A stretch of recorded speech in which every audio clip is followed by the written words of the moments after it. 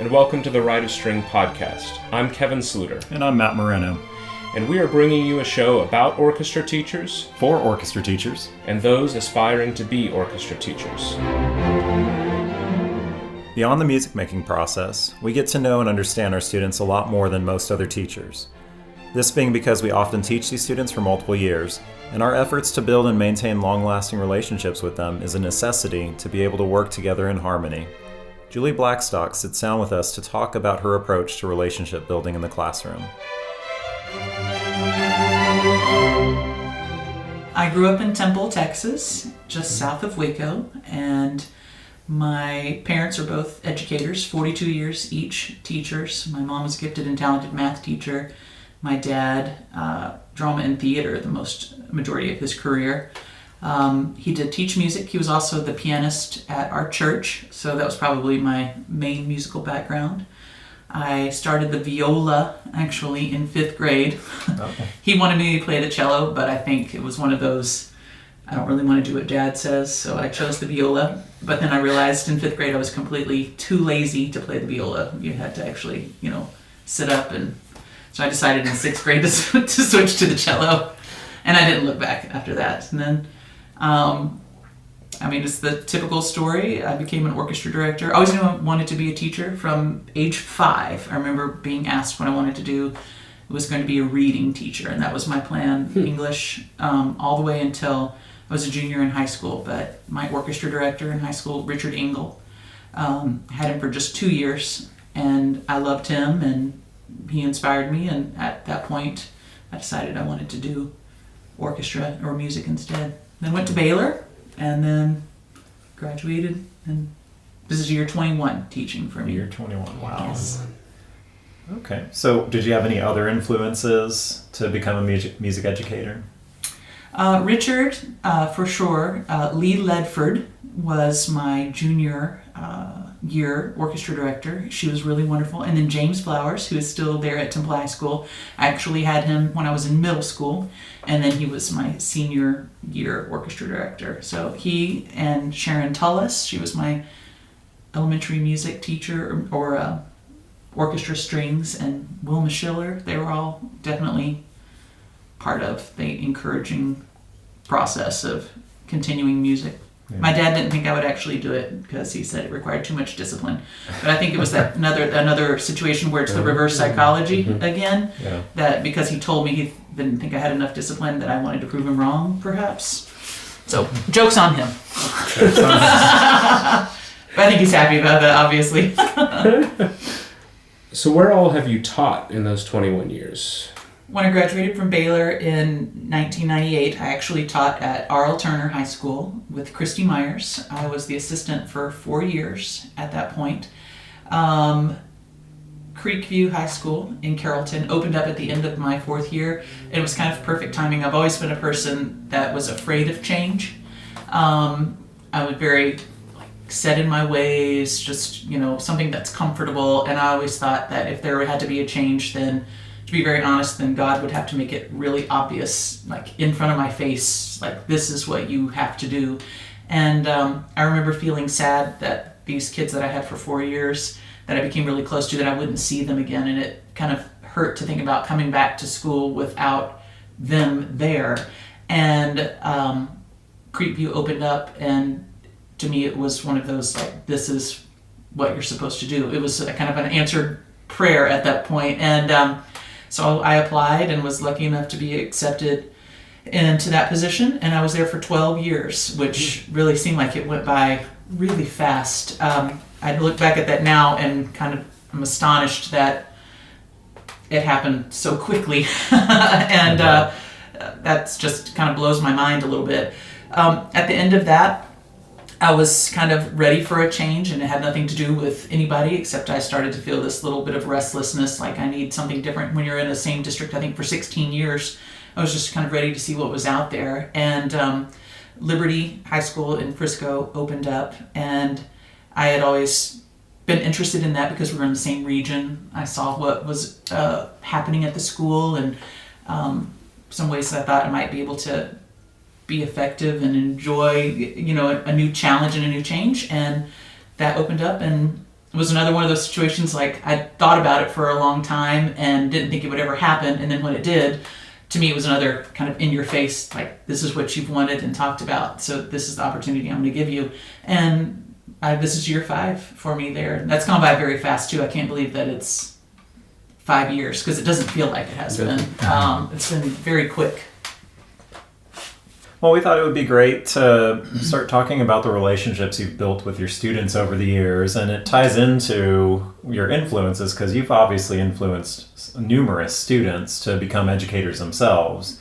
And I don't know very much about this, but how many people would you say that you've taught that are now educators? Music educators, orchestra teachers, or sure, or both, if you know what they're doing. I mean, I guess probably 10, I think, are orchestra directors. I work with 3 currently, 3 former students in my school district now. And then 3 former student teachers in my school district. So that's really kind of something special to have a relationship with kids that I taught and now we're colleagues. I think that's one of the most exciting things. I remember Mr. Engel telling me at the point when I could start to call him Richard, and I didn't want to because I just had revered him so much. He didn't want to use his first name, but I remember him saying that it would be the biggest honor for me to use his first name. And I feel that way about my kids now as well, but what a pleasure it was when we actually became colleagues and when he judged me at UIL for the first time or, things like that. So, yeah, I think unlike, I tell my students this now, unlike any other class, we get to have them for 4 years. We see them when they come in as an awkward freshman and leave when they've blossomed into this wonderful adult by the time they graduate. No other class, no calculus class, no biology class, do they have them for 4 years where they get to really be a part of their emotional growth. Not just musical, but emotional and personal growth. And really cultivate a relationship that lasts forever. And to be honest, my closest friends are my former students, and there may be 15 to 20 years difference in our ages, but I would still count them as being my closest and best friends because of my job. So I would imagine with all of these students that have gone on now to teach as well,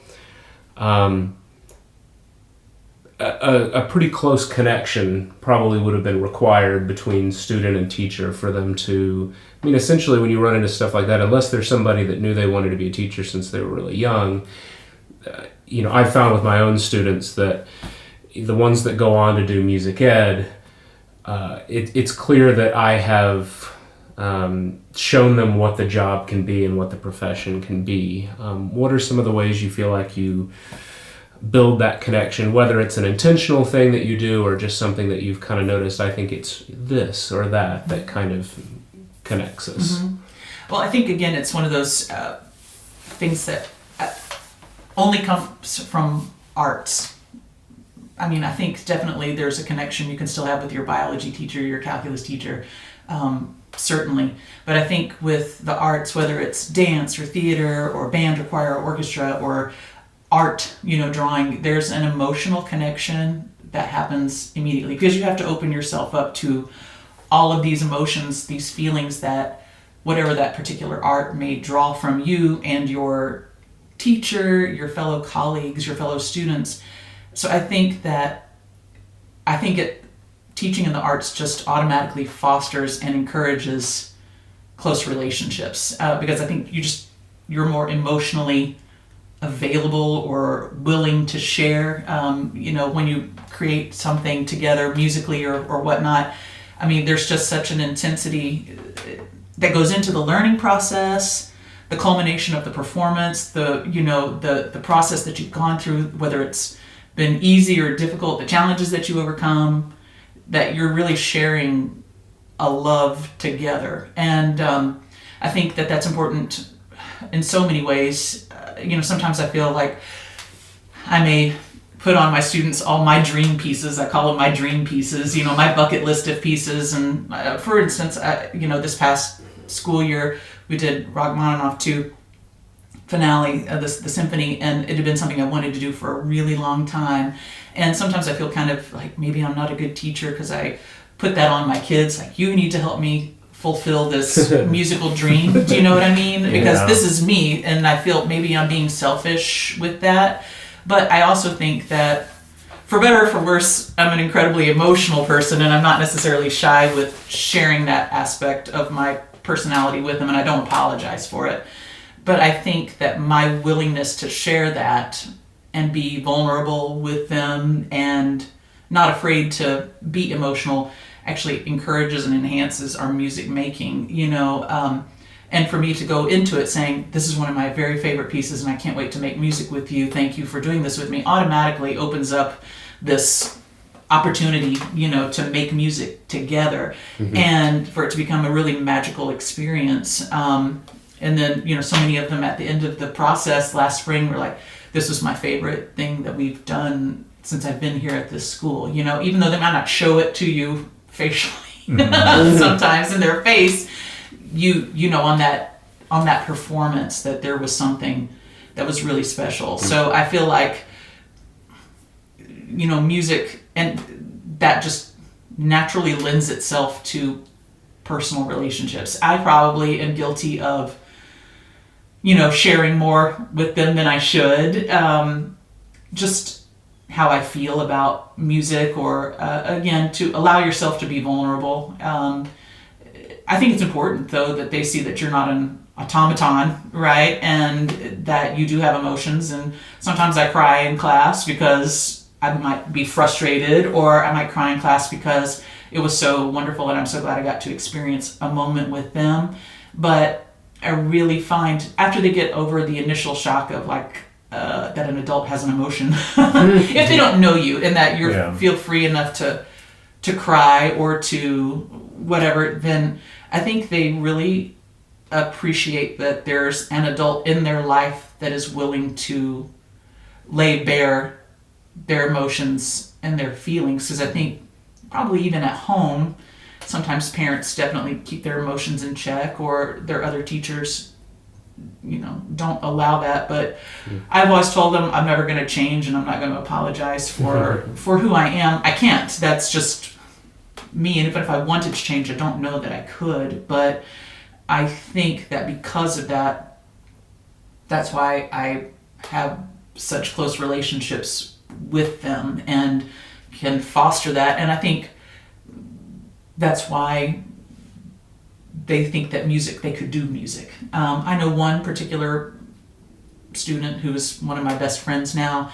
She never planned to do music in college. She didn't really know what until we worked together for 1 year, her senior year. And I didn't know this until just a couple of years ago. And she's one of my best friends. And she told me, she said, do you know that you're the reason that I went to Baylor and did the orchestra? And I was like, me? Just from 1 year? She said, yes, it's because of how you loved the music and you loved us. And I think that's really impactful and humbling, that you realize any teacher has so much power that they can wield. But I think that, we have such a special opportunity with what we teach to allow ourselves to be able to connect on a different plane than other subjects.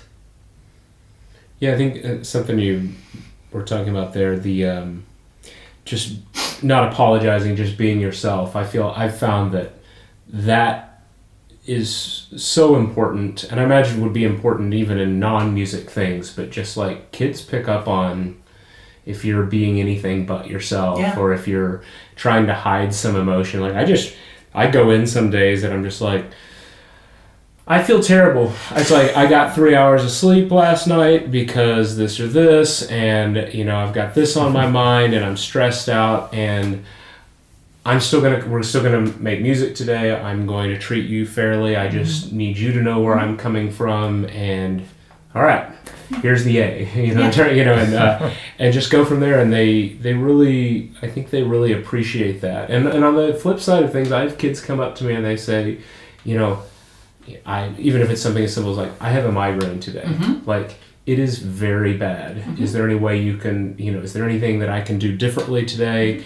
And, as long as they're not abusing it, I try to, so it's kind of like a two-way street there. And that seems to be such a big thing. It's just being true to yourself. I've seen people try to imitate other people's teaching before, and it just doesn't, you just gotta be yourself. Be authentic, yeah. Yeah. I think that there's a give and take with regard to that. You can only play a card so many times, and you have to, you build up all these points or things, and you can play them every once in a while. These cards, I guess. You have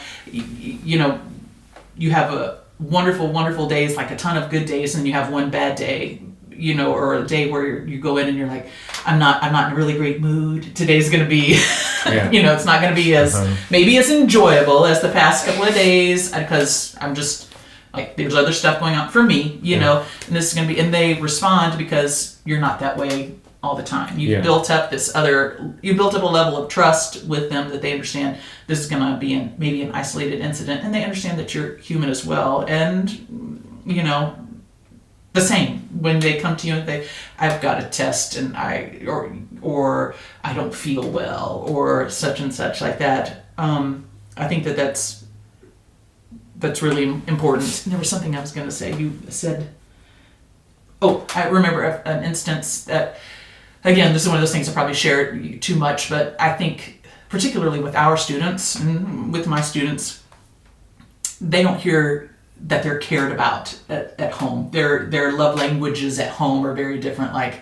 I'll cook dinner for you, I'll do this for you, but they don't actually verbally hear the words "I love you" or an affection like a hug or something like that. And I remember the first time I said to my kids before Thanksgiving, my very first year at Liberty. It took a while before I felt like I could say it, but right before Thanksgiving, they left and I was like, I love you all. Please go and be safe. And I remember the shock on their faces that an adult said to them, I love you. It's just like, what is that?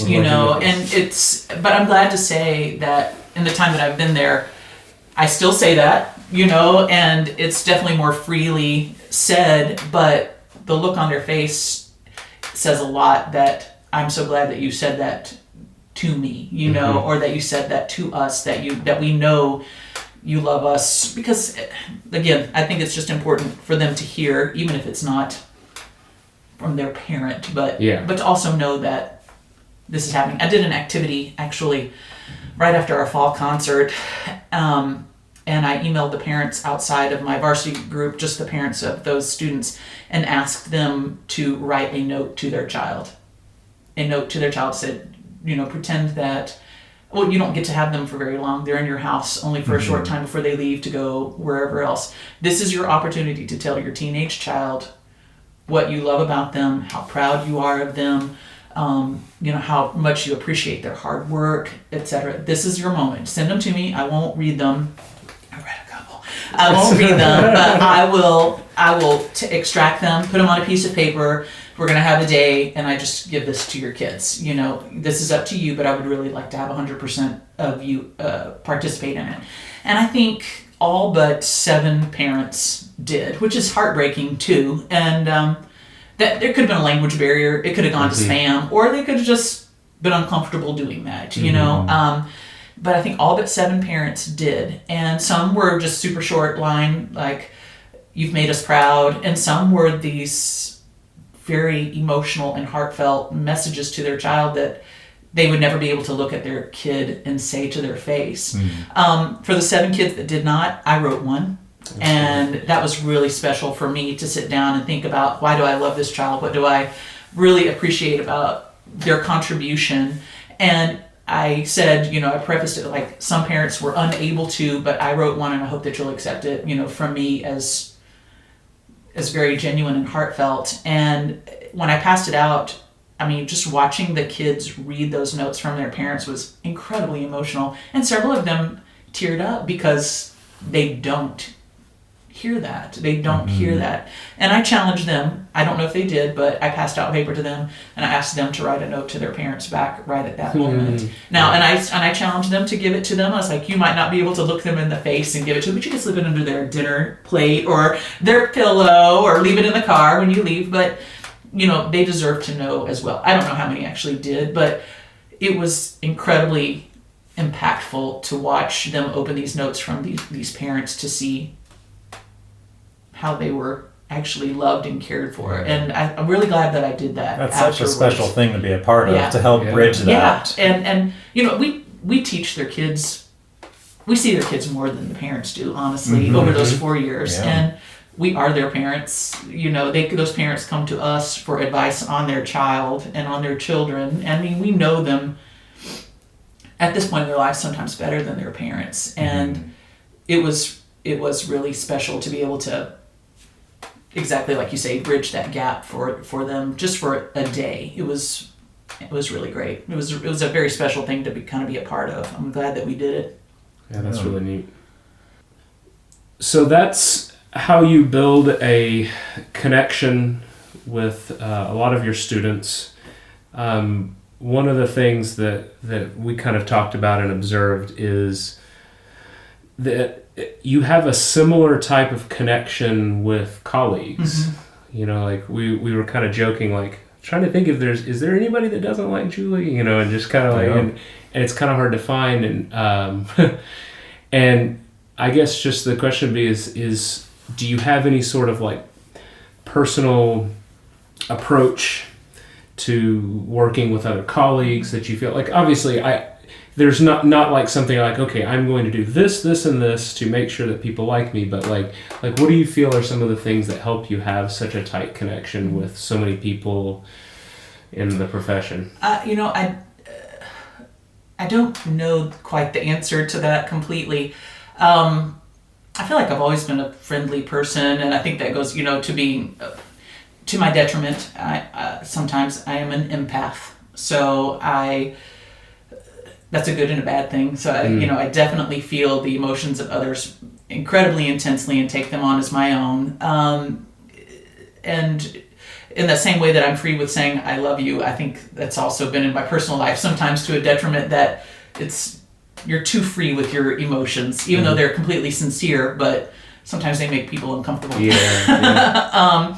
And that's just something that I've had to come to terms with. But I remember somebody saying to me in my first few years of teaching, I've always been kind of a morning person. I feel like I'm kind of an anytime person. I do like to go to bed early, but I have no problem getting up in the morning. I'm not a grouch or anything. My philosophy is when the alarm goes off, there's no snooze button. You just get out of bed. Like I'm not a snoozer. Like I don't understand people who snooze because the day is started. Let's get going and let's make the best of it. No good sleep is happening after. Yeah, exactly. Yeah. So, but I remember somebody asking me in my first year of teaching, how do you always smile?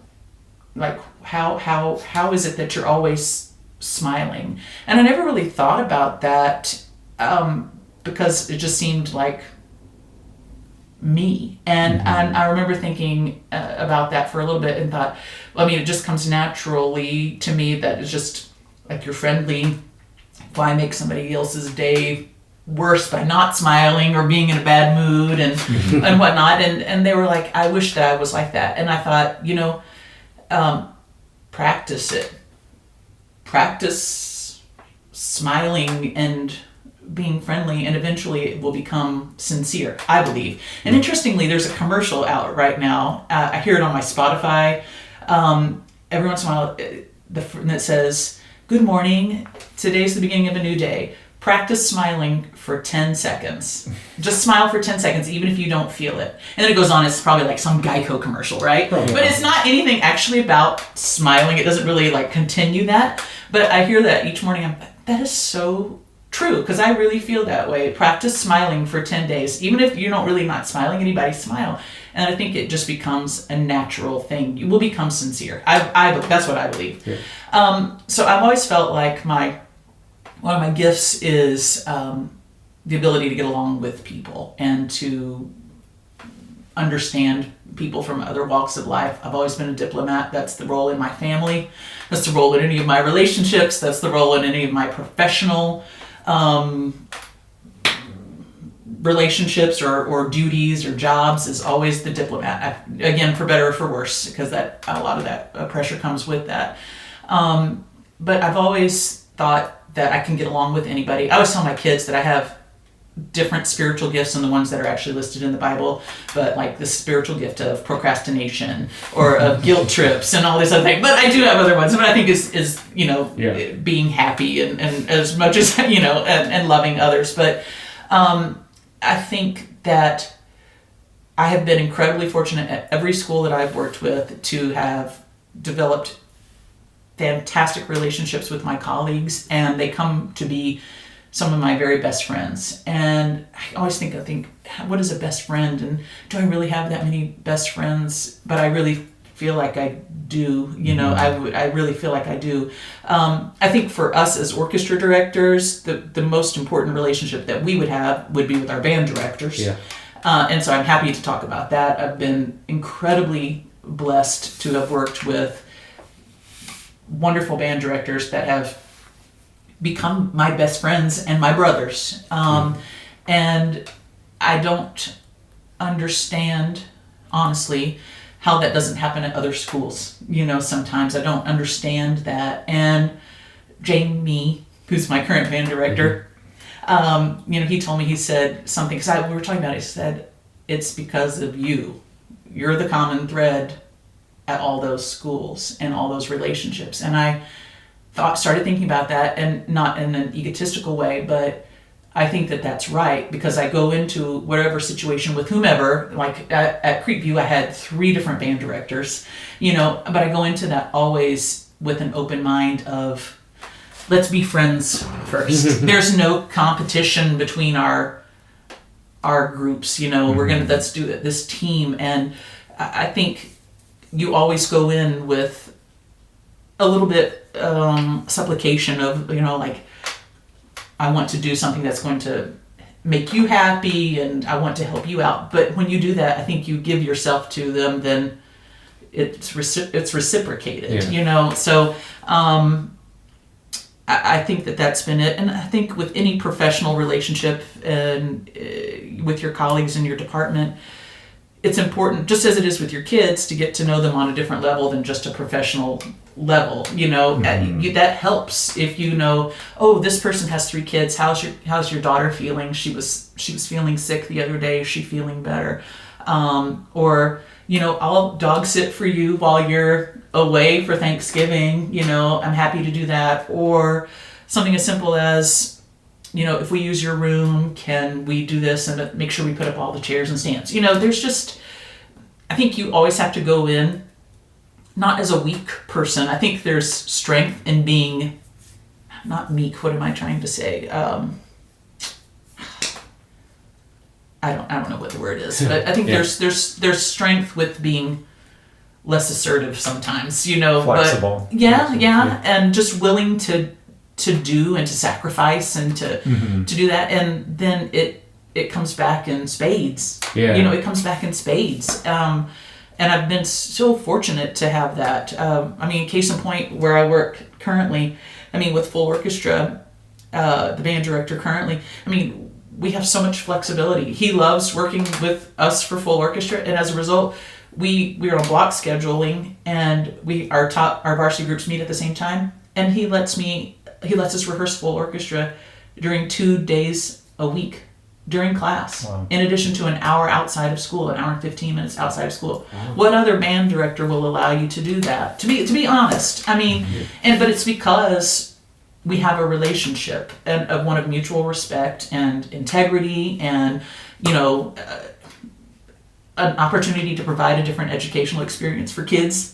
Other than just band music or string music. But I think it's just always one. I think also my background, that I was talking about, my dad being a theater teacher, having a minor in voice, he did music. I think that all of those things, and my role as a diplomat, I see all of the roles equally and not mine as more important than anything. Yeah. And that way I can say to the theater teacher, no, I completely understand your need for the use of this space is more important right now because it's UIL. Yeah. I totally get that. Or to the choir director, oh yes, you need to have sectionals, and oh, do you need help with this, But because I have those other experiences in my background, that I can understand what you're going through and what you need probably more than somebody else, you know, and I can be that diplomat, like, hang on, no, you can't get upset yet because this is what's happening for them, you know. It's not always comfortable, but, you know, I'm happy to do it, and I think it's successful in that. But I think all again, it comes down to you're a person first, and you develop that by being a human being to somebody outside of a colleague, like a friend first. I think that has to happen first. And with that, how do you feel that you have extended past just talking about work, talking about music, or just everything in our education field? How do you feel like you've developed the friendship further beyond just everything we have in common? Like what do we do stuff outside of work, or is that what you mean? Well, yeah. I mean, how have you gotten to know people better or connect with them that's not music related? That's not music related. Or work related. Or work related. Yeah. I think sometimes it's hard as teachers because it's either kids or other teachers that you're with. Well, it's like even when you and me and Ryan sit down and chat, like sometimes you kind of have to, like, not artificially, I don't want to say artificially, but you kind of have to go like, so how are the dogs? Like you have to like think of those things that are not school related to bring up, because the instinct is to bring up the work related. I mean, with some of them, one of my friends has a little boy, so I mean, I babysit for them, and when they go on a date or with two of my other friends, I mean, we don't always talk about work. We traveled together recently, as a group. So and I think we tried not to talk about work on that, but I think my parents expected us not to be teachers because they always talked about work at home and like how difficult it was. But again, my sister and I both became those. What does your sister teach? She is a math instructional coach in Denton ISD. Oh. So she taught math for a good bit, but she does curriculum writing, and she's an instructional coach in Denton ISD. And not very far away. Not very far away, no. Mm-hmm.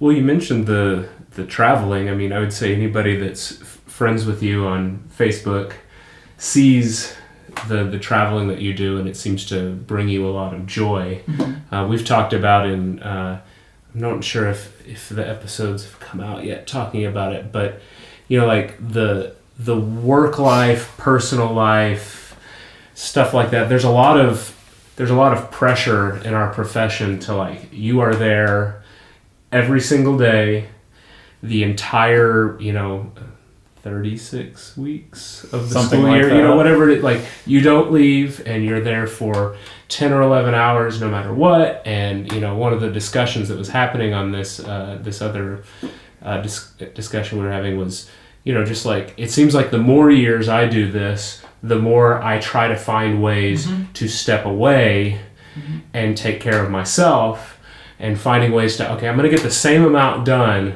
but I'm going to be here less time. Yeah, I remember you saying that when we last were together. I really admired that I'm going to go in at this time and I'm leaving at this time, and that you said you've been more efficient with regard to that. I have. I wish, and I think about that often. I'm like, I wish I could do what Kevin does and just leave at that particular time, but I haven't been able to do that. But I think that that's awesome, and that you've realized that. I think there's such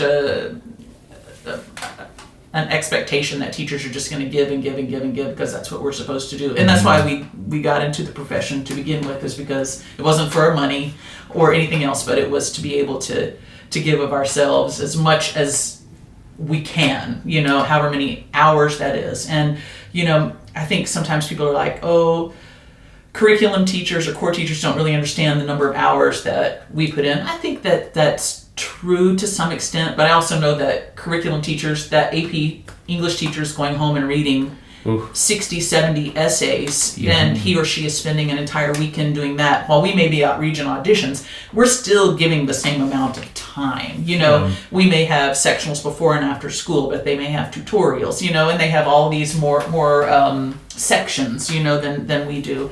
And I think for sure in the past few years, I've realized don't kill yourself, for the job. You still are going to be successful. And what is success? Is it going to win a competition, or is it a feeling like after you finish that Rock Mountain off too, like, my gosh, this was a moment, for us as a group, like is that the success? And, that you still need to take time. I certainly have tried, when I was younger, and definitely my first few years at Liberty, I would respond to emails on the weekend or in the evening. And just in the past couple of years, I've decided that I will not do that. And I may read it because I still am kind of a control freak. Like, I want to know what's happening. Sure. But I will not respond unless it's an emergency type situation, on the weekend or in the evening. And I think that I see that a lot with younger teachers. They still do a lot of responding, right away. And I was guilty of that too. But I think that there definitely should be a separation between your work life and your life, your living life. Yeah. And I kind of, I'm starting to kind of refuse to compromise on that, because I think it's important to be able to set that aside and live your life as you want, outside of school. So, this year particularly, there have been more duties with being region chair and all that stuff that's taken up a lot of extra time, and weekends with auditions, but that would have still been doing it. But there's a lot of other, mental taxation, that's been going on. But, I certainly try whenever it's time for the holidays to just completely set that aside. For me, travel is definitely an escape. I think I come by that honestly, since my parents, as I mentioned before, were both teachers. From the age of probably 6 or 7, we would leave the day that school got out or the next day and travel the entire summer in our RV, our camper, our little pop-up or whatever, and would be gone until the week before they had to come back to be on duty. And that's all that I knew in the summers until after my first year at Baylor. Was to be gone for the whole summer, not to be in Texas. And so I think the love of that definitely came from them. And as I've gotten older, it's just become something that I'm more and more passionate about. I would say almost equal to teaching. And that's something that's kind of awesome and scary to experience at the same time. There's a term that I recently came upon, and it's the word is Fernweh. It's Fernweh, and I guess I read it in a book a couple of years ago, and it actually means a yearning or a homesickness for places you've never been. It's a little different than wanderlust, which is the desire to just travel, but a yearning and a homesickness for a place that you've never been. And I feel in the past few years that I've been struck by that very much. Like, there are places I want to go that I just feel desperate to go to, like I've got to do that. So I certainly try to take those times, spring break, summer, to completely get away from work. In the summer, I wait until I teach the Baylor Music Camp, because I've done that for 21 years. And I do that because that's what I do. But then the very next day, I leave and try to stay away as long as possible. And, I'll be asked to do other camps, but I'll turn them down. Or, the thought of doing a master's degree, no.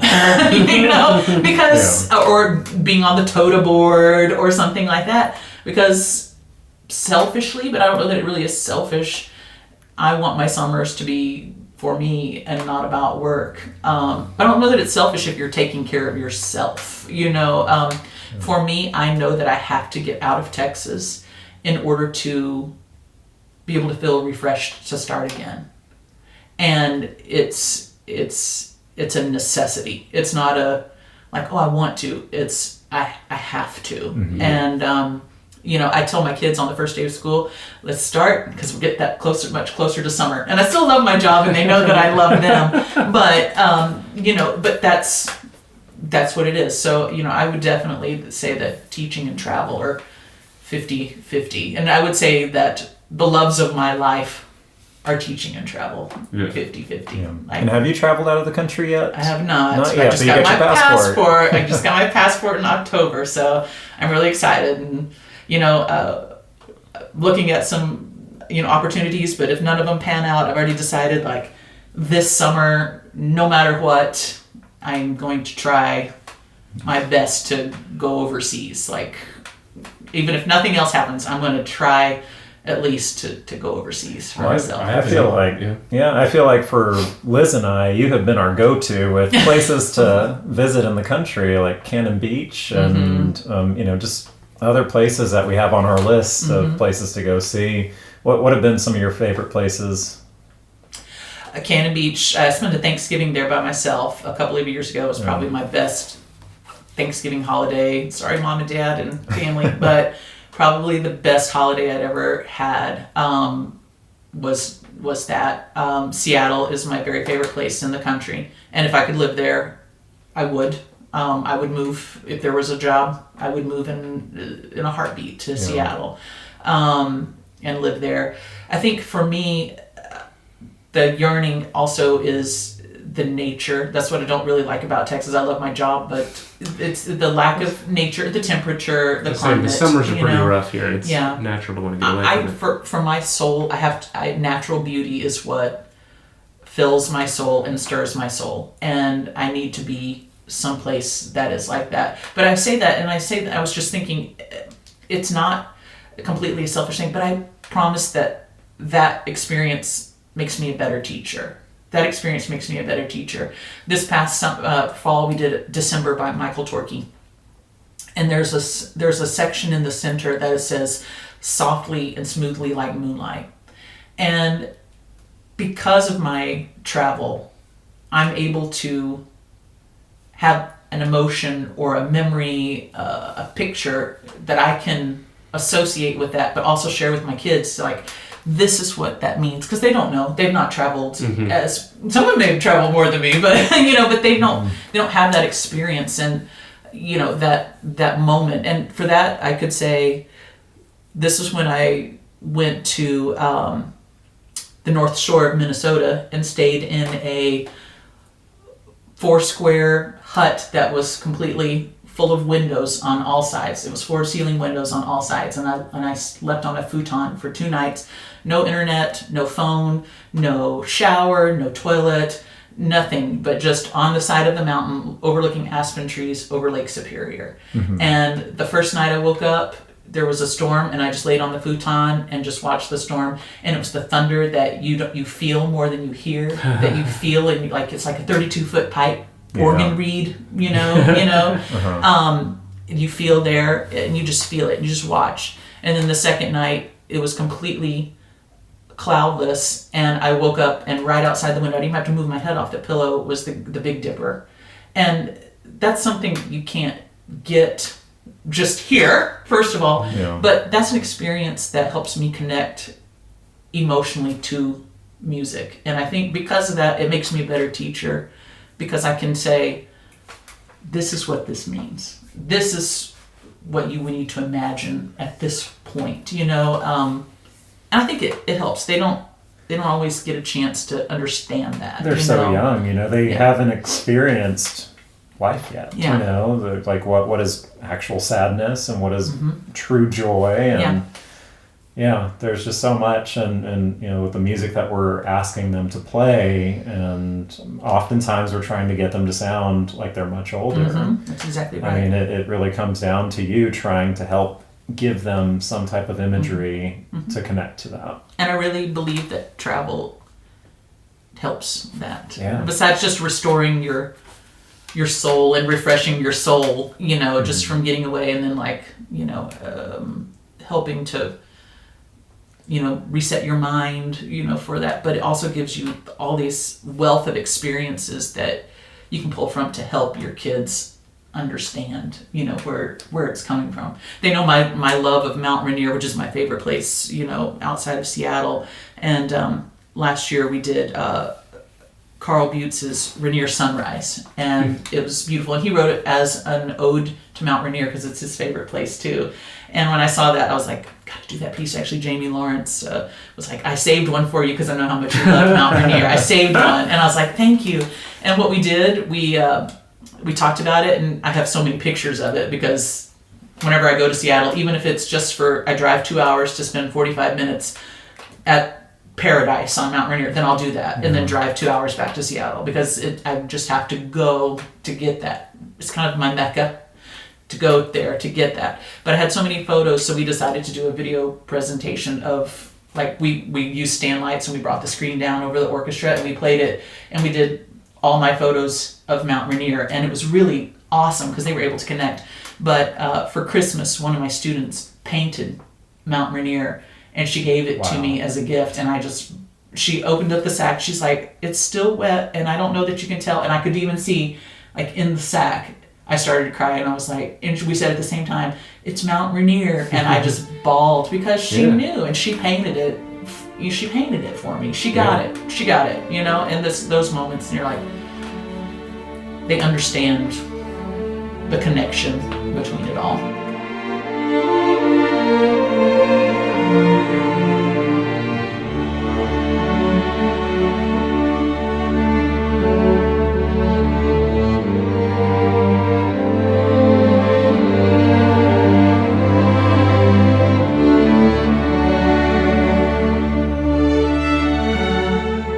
We hope you enjoyed our discussion with Julie Blackstock. The featured educational work at the end of today's episode is Interlude by Susan Day. You can find it at luxmusic.com.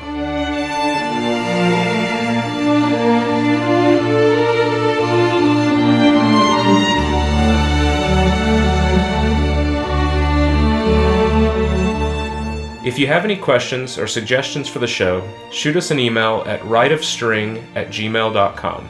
Also, if you haven't already, please subscribe to us wherever you get your podcasts and join us for our next episode. See you next time. Thanks for joining us. Bye.